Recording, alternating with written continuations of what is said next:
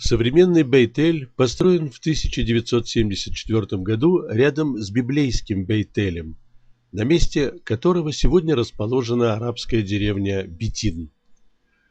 Именно здесь Яакову поручено завоевать землю Израиля и создать народ, от которого благословятся все народы. Замечательный знаток земли Израиля Зеав Вильнаи приехал в строящийся Бейт-Эль и рассказал, что не согласен с определением места сна Яакова, которое дал археолог Олбрайт, и привел доказательства своей точки зрения. Старейшины ближайшей арабской деревни показали Зеаву Вильнаи Макам Мукаддас, святое место, где по сей день собираются мусульмане на молитву.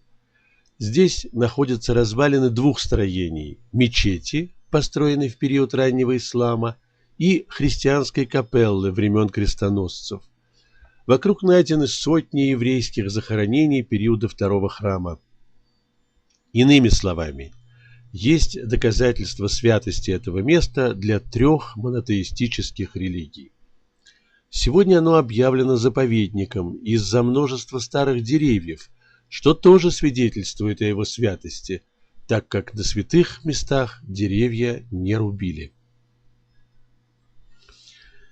Иеровоам, первый царь Израильского царства, строит в Бейт-Эле храм, который должен стать альтернативой Иерусалимскому храму.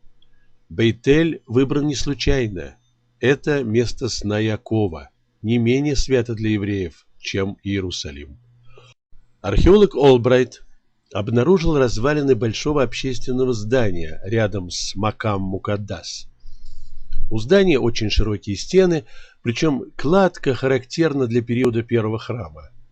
Размеры здания примерно соответствовали размерам скинии. Здесь есть камень с большой ровной поверхностью, а огромная ровная площадка вокруг – место для сбора в празднике. Жертвенник обычно располагался вне святилища, на возвышении. Невысокий холм из камней существует и сегодня. Там найдено много костей кошерных животных, что также подтверждает предположение, что эти развалины служили еврейским жертвенникам. Кстати, храм направлен не на Иерусалим, а на Макам Мукаддас, то есть на место сна Яакова. Пространство, где можно было есть храмовую жертву, отделялось небольшим забором от остальной территории. Остатки этого забора видны до ныне. Южное и Северное царства воевали более 100 лет подряд. Причем Иудея стремилась разрушить храм Иеровоама, так как он мешал 10 коленам подниматься в Иерусалим. Значит, вокруг храма были мощные укрепления. И действительно, крутые склоны оврага являются природным укреплением с 3 сторон, а на юге есть остатки стены и дозорной башни.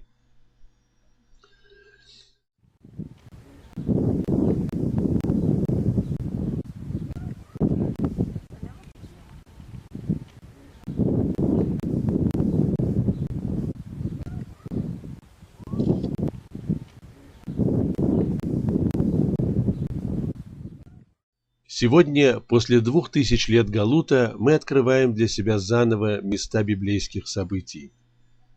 В Бейт-Эле Яакову объясняется миссия евреев. Отсюда начинается «большая прогулка» в кавычках еврейского народа по истории. Сон Яакова сопровождал нас 4000 лет, давал силу, веру, надежду. И вот я с тобой, и сохраню тебя везде, куда ни пойдешь, и возвращу тебя в эту страну, ибо я не оставлю тебя, пока не сделаю того, что говорил тебе. Это обещано не только Яакову, но и нам, его потомкам, всему еврейскому народу. Ангелы, которые спускаются и поднимаются по лестнице, это империи, которые завоюют землю Израиля и еврейский народ. На 2000 лет уходят евреи в галут, чтобы вернуться и сказать: Бог выполняет обещания, данные Яакову. Мы живые свидетели сбывшегося пророчества. Возвращаясь из Харана, Иаков строит жертвенник в Бейтеле и как бы закрывает страницу своей жизни, страницу галута, неуверенности, сомнений. Он возвращается сильным, с большой семьей и жизненным опытом, и получив новое имя – Израиль. Сегодня вслед за Иаковом возвратились и мы, тоже сильные, с большим жизненным опытом. Страна Израиля и поселение Бейтель – свидетельство выполненных Богом обещаний, данных Иакову.